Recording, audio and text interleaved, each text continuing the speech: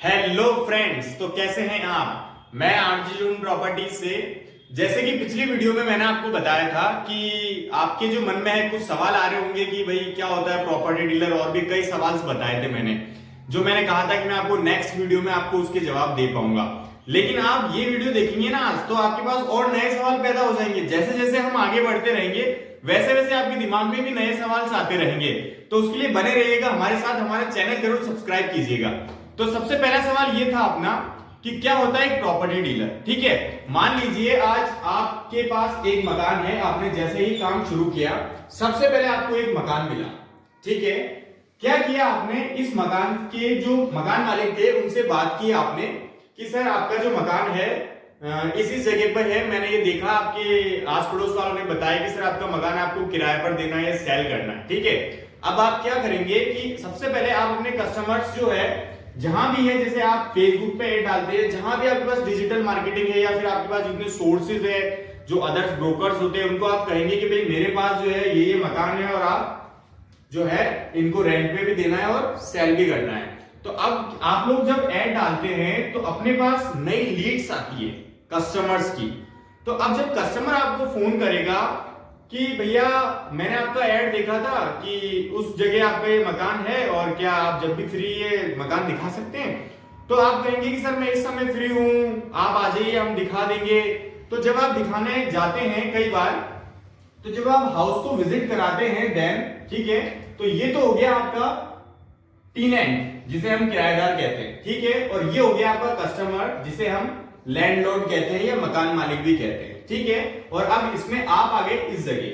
ठीक है, मान लीजिए अभी सिर्फ अपन एक किराए पर बात करते हैं। ठीक है, जैसा कि मैंने आपको बताया अभी आपने ये मकान इसको दिखाया। ठीक है, दिखाने से पहले भी कई सारी चीजें होती है, चीज ध्यान रखना कि आप इस जो लैंडलॉर्ड है उससे भी आपको सही समय लेना है कि सर आप इस समय फ्री है भी ये नहीं है। आपका जो मेन काम वो यही है, यहाँ पर आप है यानी कि बीच में है, आप दोनों से आपको इधर से भी टाइम लेना और इधर से भी टाइम लेना है। जो टाइम आपको सुटेबल लगे उसी टाइम पे विजिट करानी है। ऐसा नहीं है आप सिर्फ अपने समय की सोच रहे हैं या फिर कस्टमर जब आए अपनी मर्जी हो जब विजिट करा दो, ऐसा नहीं करना है आपको। ठीक है, एक प्रोटोकॉल्स के साथ चलना है आपको। तो अभी आपने इससे सही समय लिया और उस समय आपने इसको कस्टमर को विजिट करा दी। ठीक है, अब आपने विजिट कराया तो इस जो आपका लैंडलॉर्ड है, ठीक है, जिसका मकान आपने दिखाया है, विजिट कराने के बाद में आपको इसको वापस जवाब भी देना है कि भैया वो जो है उन्होंने मना कर दिया। अगर मना कर देते तो अपने को नाम में रिप्लाई करना है भैया नेक्स्ट में आपको और कोशिश करता हूं कि कोई अच्छा किराएदार मिले। ठीक है भैया, और दूसरी अब अपन दूसरे सोर्सेस से देखते हैं यदि, तो अब मान लो जैसे इन्होंने पॉजिटिव रिप्लाई किया। ठीक है, कई कस्टमर्स होते हैं जो फर्स्ट टाइम में हाँ कर देते हैं। ठीक है, और कई कस्टमर होते हैं जिनको आप 7 से 8 मकान दिखाओगे उसके बाद फाइनल करते हैं, और कई करते भी नहीं है। तो अपने को निराश कहीं भी नहीं होना है बिल्कुल भी। तो अब क्या हुआ कि मान लो कि ये आपके जो किराएदार ने है बोला कि भैया नहीं मकान मुझे पसंद है। ठीक है, अब यहां से आपका काम शुरू होता है कि आपको क्या करना है। अब ये कुछ टर्म एंड कंडीशन रखेगा, जैसे आप जब विजिट करने गए तो मकान साफ सुथरा है या नहीं है। अगर नहीं है तो आपसे कहेगा कि भैया ये चीजें आप साफ करवा दो, तो देन आप वापस इस मकान मालिक से बात करेंगे। और कुछ चीजें से कुछ कई बार पंखे नहीं होते उसके लिए बात करना। कई बार अपन फर्निश चीज देते हैं तो उसमें भी कस्टमर कहता है भैया नहीं मुझे आप फ्रीज करवा दीजिए, या फिर बेड है उस पे एक बेड एक्स्ट्रा करवा दीजिए। तो ऐसे कई सारी चीजें होती है जो आपको इनसे बात करके और वापस इनको रिप्लाई करना होता है। ठीक है, सेम ईयर आपका इसी तरह इससे जो आपका मकान मालिक होता है इससे भी ये भी आपको क्वेश्चंस करेगा कि भैया क्या करते हैं वो, क्या नहीं करते हैं, उनकी प्रोफाइल बताना। देन कई बार कस्टमर जो होता है पेमेंट अकाउंट्स में नहीं लेते, कैश लेते। तो सारी चीजों के बीच में आपको उनका समाधान करना है। तो आप सिर्फ यहां पे है यानी कि इन मकान मालिक और किराएदार के बीच में दोनों में जो डील कराता है वही कहलाता है एक ब्रोकर, जिसे हम एज ए प्रॉपर्टी डीलर भी कहते हैं। चाहे वो किराए में हो चाहे सेल में हो। सेल वाली चीज मैं आपको बताऊंगा लेकिन थोड़ा सा रुक के बता पाऊंगा।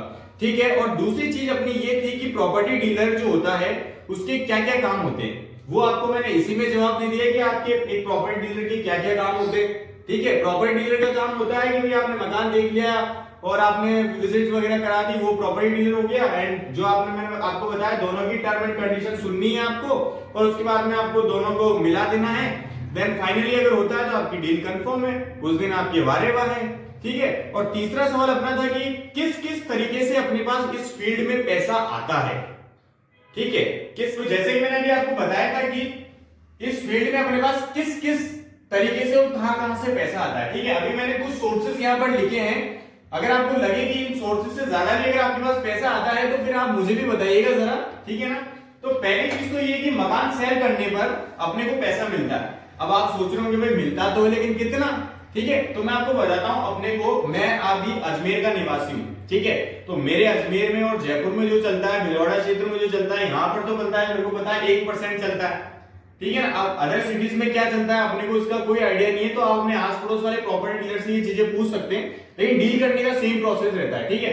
तो अपने को क्या होता है कि 1% मिलता है। कोई भी अगर मकान अपन सेल करते हैं तो अपने को 1% मिलता है। 1% अपने को खरीदने वाले से भी मिलता है और 1% अपने को बेचने वाले से मिलता है। तो टोटल अपने पास जो है यहाँ पर 2% मिलता है अपने को, है ना। दूसरी चीज ये कि मकान किराए पर देने पर, अब मकान किराए पर देने पर भी पैसा मिलता है। आप सोचिए, हमारे तो आप देखिए कि आप सोचते होंगे कई जने ऐसे होते हैं कि भाई हाँ निकले रोड पे कि भाई हम मकान देख लेते हैं, ढूंढ लेते हैं। अब कई पड़ोसी अच्छे होते हैं बढ़िया कि भैया ये लीजिए इनका नंबर। अब आपको पता ही नहीं, आपने नंबर तो लीजिए, लेकिन आप इसमें भी पैसा ले सकते हैं। कैसे ले सकते हैं? देखो, अगर कोई भी मकान मालिक से अपन मकान लेते हैं और एज ए ब्रोकर, जो मैंने बताया प्रॉपर्टी डीलर, एज ए अपन वर्क करते हैं, तो अपने को क्या है कि 50% कमीशन मिलता है एक तरफ से। जैसा कि ऊपर मैंने बताया आपको दोनों तरफ से 1-1% मिलता है, वैसे ही किराए में दोनों तरफ से 50-50% मिलता है, यानी कि 1 मंथ का रेंट आपको एक टाइम मिलेगा, ठीक है। इसमें भी कई प्रोटोकॉल्स होते हैं, वो मैंने बना रखे हैं, अब दुनिया देखो फॉलो करे ना करे, ठीक है। और तीसरी चीज ये है कि अपन जो है कभी भी मकान यदि अपन सेल करते हैं तो इनमें कई बार डॉक्यूमेंट्स कम रहते हैं। जैसे किसी का अलॉटमेंट लेटर नहीं मिलता है, तो किसी को पोजीशन लेटर नहीं होता है किसी के पास, है ना। तो कई सारी चीजें होती है, तो उनमें भी अपन एडीए से, हाउसिंग बोर्ड से या यूआईटी से अगर कोई चीजें निकलवाते हैं तो उनमें अपना कुछ कमीशन अपन उसमें ले सकते हैं, ठीक है। फिर आता है रजिस्ट्री टाइप कराते हैं अपन। जब ये मकान सेल होता है तो कई बायर्स ऐसे होते हैं जिनके पास समय नहीं होता है। जब अपन उनसे रजिस्ट्री टाइप वगैरह कराने जाते हैं तो उसमें भी अपना कुछ अपन कमीशन अपने लॉयर से रख सकते हैं, ठीक है। वैसे मैं तो रखता नहीं हूं, लेकिन कई ब्रोकर्स रखते हैं, ठीक है, लोन अमाउंट पर। अब इसमें लोन अमाउंट में क्या है मैं आपको बताता हूं, बहुत अच्छी इनकम है। अगर आप देखें आस पड़ोस में आपके बैंक्स तो होंगे होंगे, उन सबसे आप बात करके रखिए कि भैया मेरा जो है प्रॉपर्टी का वर्क है। आप जाइए उनके पास और बोलिए भैया मेरा प्रॉपर्टी का वर्क है, इस जगह मेरा ऑफिस है ना। तो आपको मना कोई नहीं करेगा। उसके लिए आपको ये वो नहीं पूछेगा कि भाई आपके पास क्या क्वालिफिकेशन है, क्या है, कुछ नहीं। सिर्फ आपको उसको सिर्फ एक कस्टमर देना है, और कस्टमर पे कितना मिलता है मैं आपको बताता हूं। यदि अपन किसी भी कस्टमर को 20 लाख रुपए का लोन या 15 लाख रुपए की फाइल अगर अपन किसी भी कस्टमर की अगर अपन बैंक को देते हैं तो बैंक अपने को उसके बीच में कुछ कमीशन देता है, ठीक है। जैसे यानी कि टोटल अमाउंट 20 लाख रुपए, 20 लाख रुपए का वो अपने को आधा % देता है, यानी कि 10,000 रुपए। अब इसमें आप अपने कस्टमर से भी ले सकते हैं कि सर लोन वगैरह हमारे यहाँ सब है, वो करवा देते हैं, देन आप बताइए सर हमारी तरफ से। क्योंकि आजकल टाइम किसी के भी पास नहीं है, देखो, है ना, टाइम किसी के भी पास नहीं है। तो इसलिए सब लोग ये सोचते हैं कि मेरा काम बस जल्दी हो जाए, है ना। तो अपन इसमें भी पैसा कमा सकते हैं। तो ये कुछ चीजें हैं जिनसे अपन पैसा कमा सकते हैं। और दूसरी चीज ये है कि अब अपन ये जानते हैं कि भाई कितने प्रकार की प्रॉपर्टीज होते हैं, ठीक है ना, वो मैं आपको बताता हूं।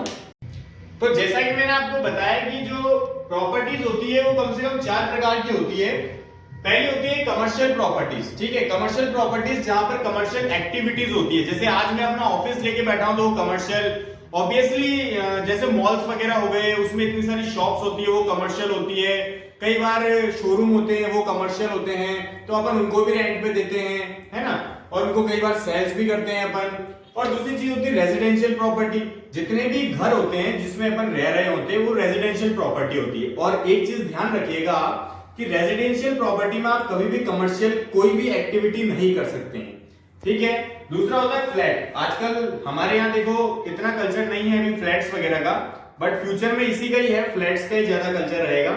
एंड अभी दिल्ली वगैरह में चले जाइए आप, वहां पर फ्लैट्स के सबसे ज्यादा सिस्टम्स होते हैं, है ना। तो एक हमारे फ्लैट्स भी होते हैं और होता है प्लॉट्स। अब दिन ब दिन प्लॉट्स तो जो है विलुप्त होते जा रहे हैं। वैसे भी जैसे जैसे पब्लिक बढ़ती जा रही है वैसे वैसे प्लॉट्स विलुप्त होते जा रहे हैं। तो प्लॉट्स भी होते हैं एक तरीके से। और कमीशन मैंने आपको बता ही रखा है इसमें किस प्रकार से मिलता है, अपने को सेम वैसे ही मिलता है ना, चाहे वो रेजिडेंशियल हो चाहे वो कमर्शियल हो। तो नेक्स्ट क्वेश्चन अपना ये है कि अपने पास जो है किस दिन ज्यादा लीड्स आएगी, कब कब अपने पास ज्यादा कॉल्स आएंगे, कब कब अपने पास ज्यादा विजिट्स आएगी। तो मैं आपको बता देता हूं, देखो आज के टाइम में फ्री कोई भी नहीं है ना। तो सबसे पहले ध्यान जाता है कि सैटरडे और संडे अधिकतर गवर्नमेंट एम्प्लॉयज की छुट्टियां इसी दिन होती है, और कई बिजनेस वाले भी सैटरडे और संडे को ऑफ रखते हैं अपना। तो अपने को जो है ज्यादा कॉल्स का कोई मैटर नहीं करता कि आपके पास कॉल कब आएंगी। कॉल्स आपको 7 डेज में से 7 डेज ही आएंगे, लेकिन जो विजिट्स होती है वो आपकी ओनली सैटरडे और संडे को ज्यादा आएगी, क्योंकि क्या है सब फ्री होते हैं तो उसी दिन आती है। तो सैटरडे और संडे को आपको जो है मेहनत करनी पड़ेगी। जैसे कि आज मैंने आपको कुछ डाउट्स आपके क्लियर किए, वैसे ही अब सबसे बड़ा क्वेश्चन ये है कि आप एक सफल प्रॉपर्टी डीलर कैसे बन सकते हैं, है ना। तो ये जो है ये थोड़ा सा आपको इसमें पेशेंस रखना जरूरी है, क्योंकि एक सफल प्रॉपर्टी डीलर जो है वो बनने के लिए मुझे भी थोड़ा सा समय चाहिए होगा आपको बताने के लिए, और अभी वीडियो ऑलरेडी बहुत ज्यादा लंबी हो चुकी है। तो अपन जो है नेक्स्ट वीडियो में आपको बताएंगे एक सफल प्रॉपर्टी डीलर कैसे बन सकते हैं, किस प्रकार से आप एक सफल प्रॉपर्टी डीलर बन सकते हैं, किस प्रकार से आपको काम करना है, किस किस प्रकार से आपको शेड्यूल बनाता है। ये सारी चीजें मैं आपको नेक्स्ट वीडियो में बहुत ही तरीके से समझाने वाला हूं। तो फिलहाल यहीं के लिए इतना ही है।